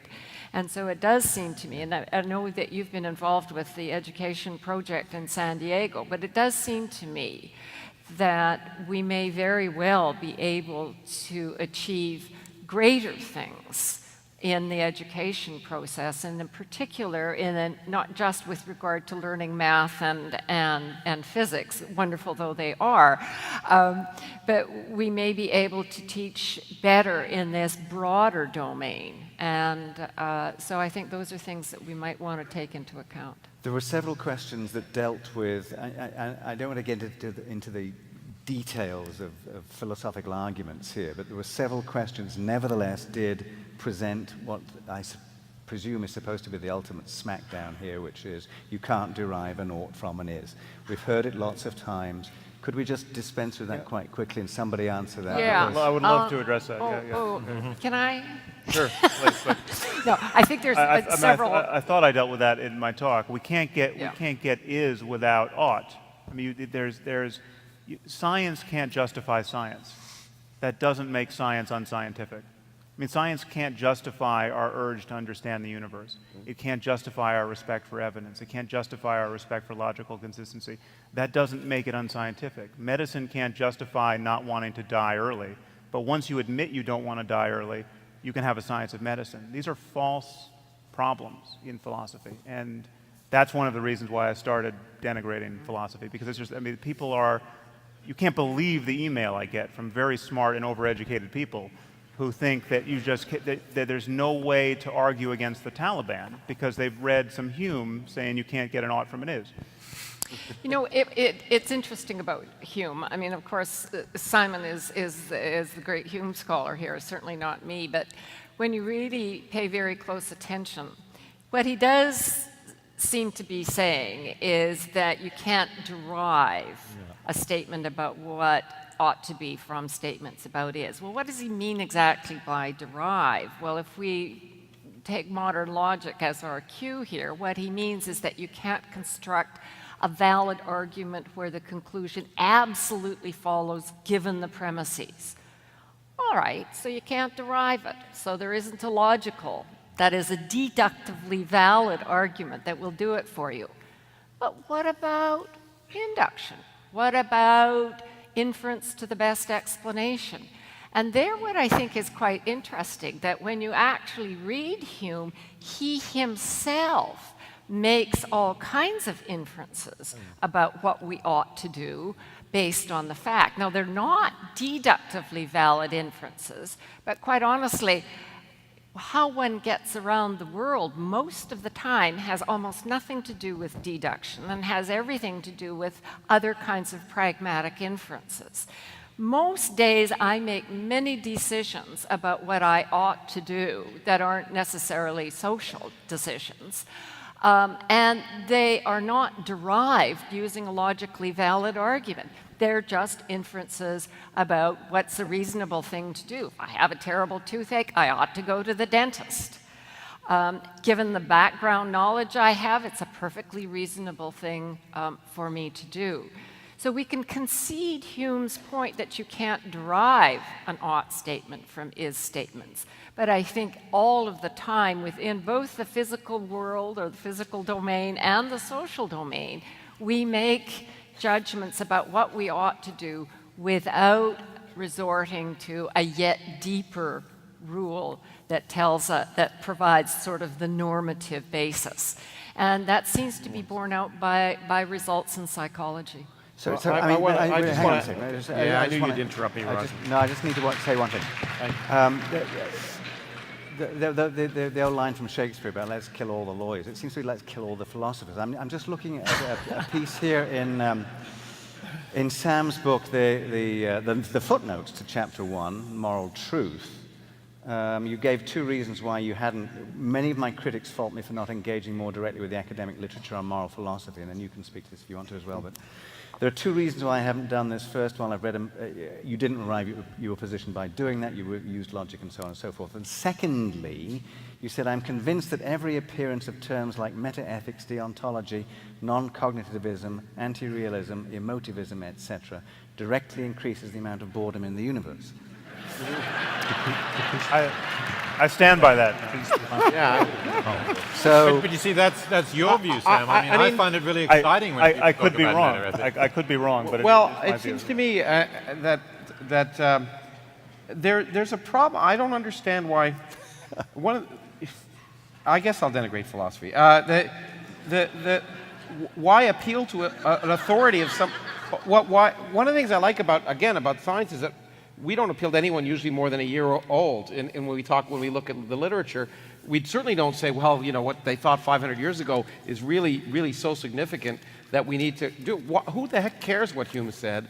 It seems to me at some level, because he was living in a world that knew a lot less than we did. Now, he raised questions that are universal and that we continue to have to ask today. But because he said, but what amazes me is the presumption that there are many examples where it's obvious that you can get ought from is. For example, let's say we determine that educating women will produce societies in the third world that have better economies, that have fewer children, that generally produce more peaceful and sustainable environments. Well, that's determining what a process is, and it obviously leads to an obvious ought. I don't see the. You have to have the premises. I mean, I happen to share those value premises that you mentioned, but obviously not everybody does. But Peter, why can't you do the same thing? Why can't you attack the philosophical underpinnings of medicine in the same way? Mm-hmm. If you're continually vomiting, you should go to the doctor and get X, Y, and Z.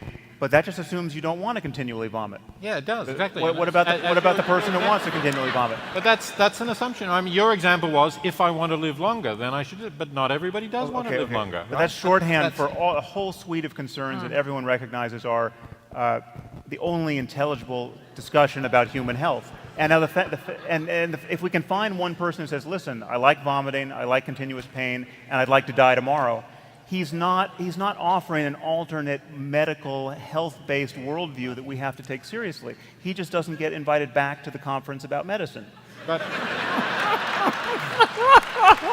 And So, so it could be with the conference on morality. That's all. But look, I do spend time at conferences where we discuss the technological imperative, the fact that you now have more equipment that can prolong people's lives. Should you use it? I mean, that's an ethical question that medicine doesn't really help you to No, answer. okay, but that's a false use of my analogy. I'm not saying medicine can answer these things. I'm saying that question of whether we should use medicine in this way is intelligible in a larger space where we talk about human well-being.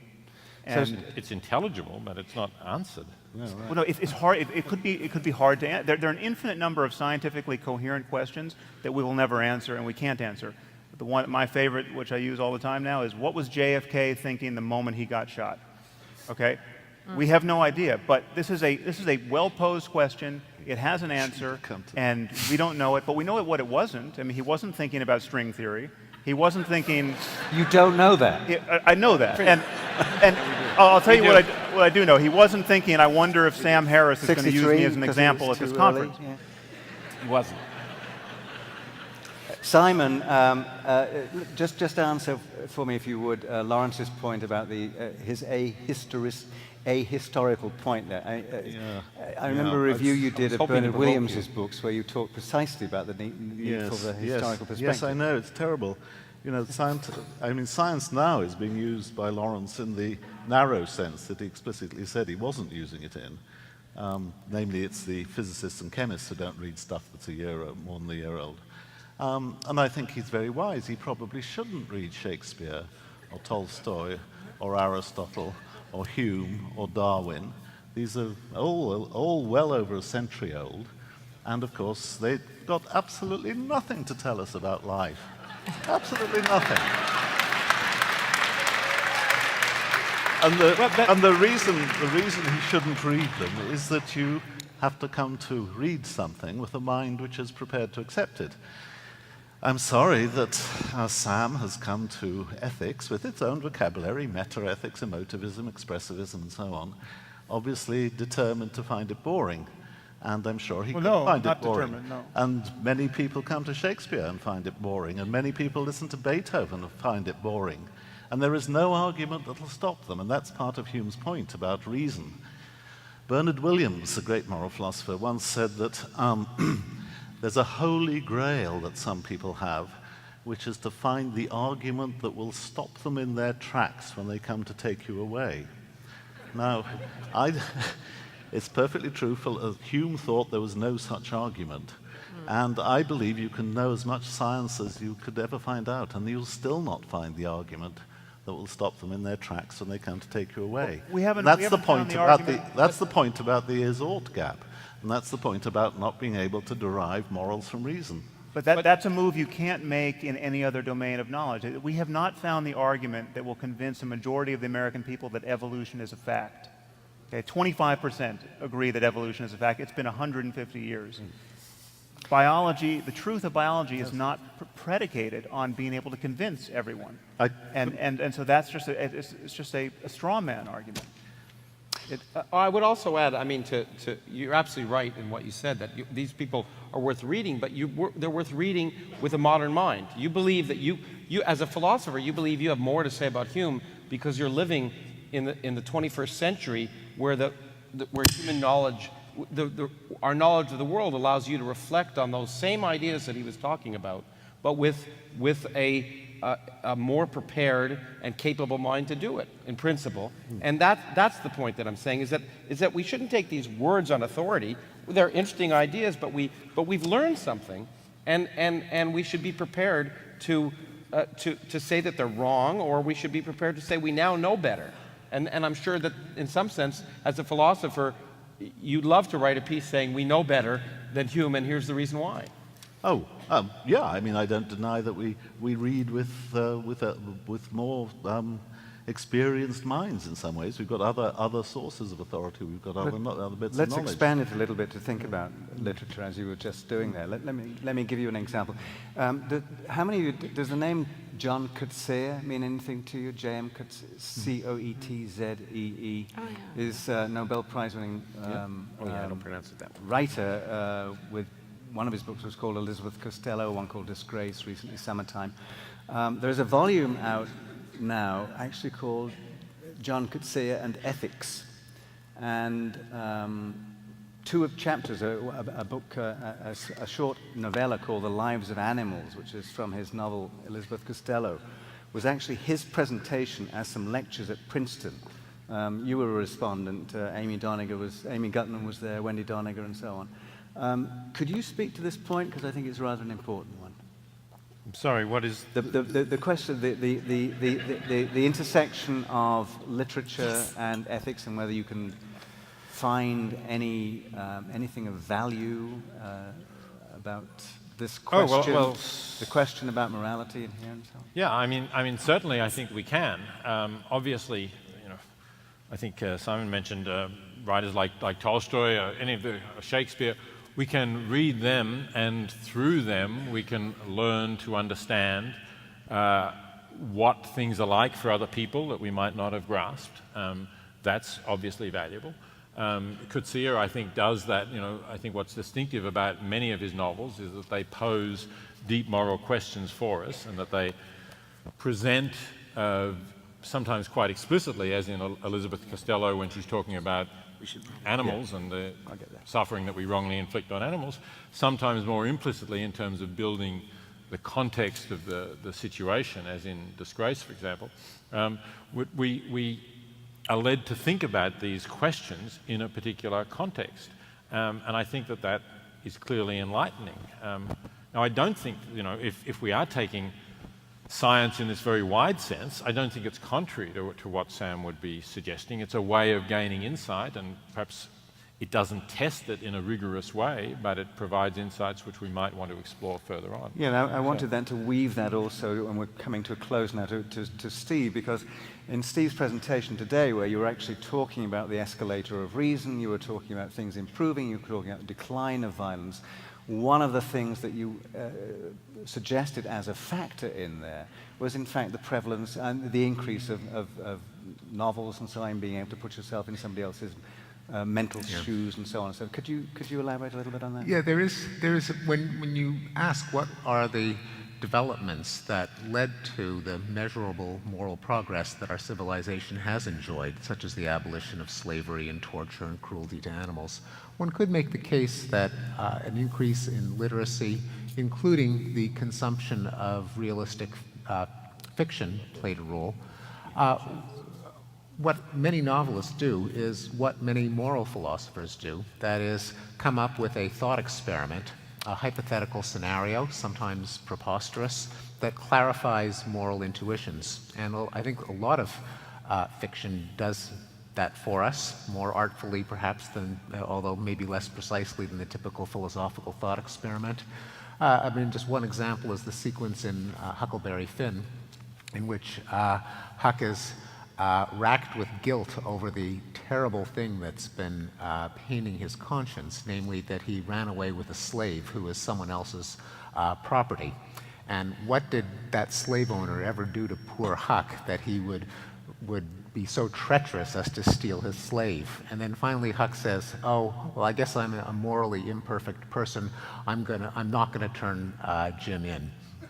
Now that's a wonderful way of tweaking our intuitions as to whether moral conviction necessarily leads to morally praiseworthy conclusions. So one way, that's just one of many examples, I think, in great fiction that pushes our moral intuitions via thought experiments. And another is that fiction is an empathy technology.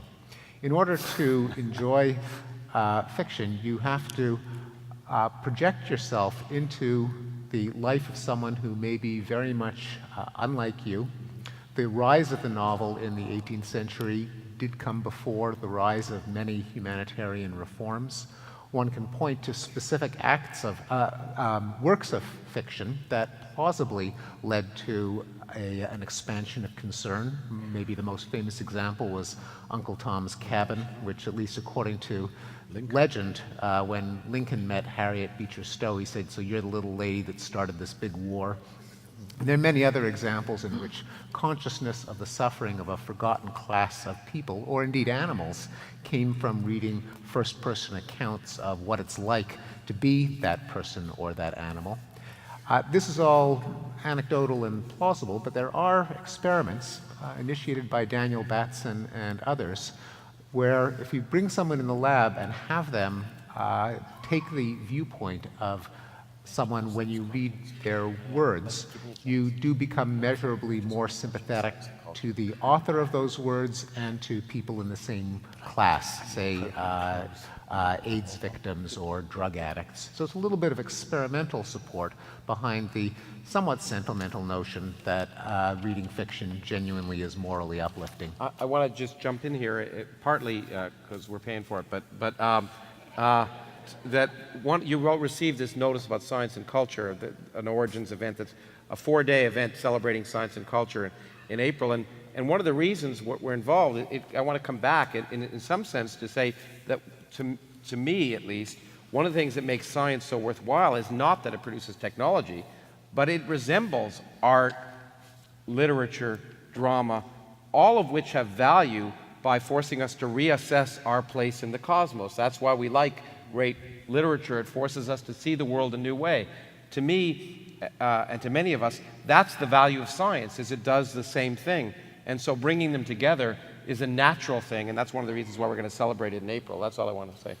That's good. And I mean, just going back to Bronowski for you, in The Ascent of Man, when he's at the pool at Auschwitz, he's talking about science, and he says that science is a very human form of knowledge. We're always at the brink of the known. We always feel forward for what is to be hoped. Every judgment in science stands on the edge of error and is personal. Science is a tribute to what we can know, although we are fallible. In the end, the words were said by Oliver Cromwell, "I beseech you in the bowels of Christ, think it possible you may be mistaken." So, your final vote. Can science tell us right from wrong? Those who say yes.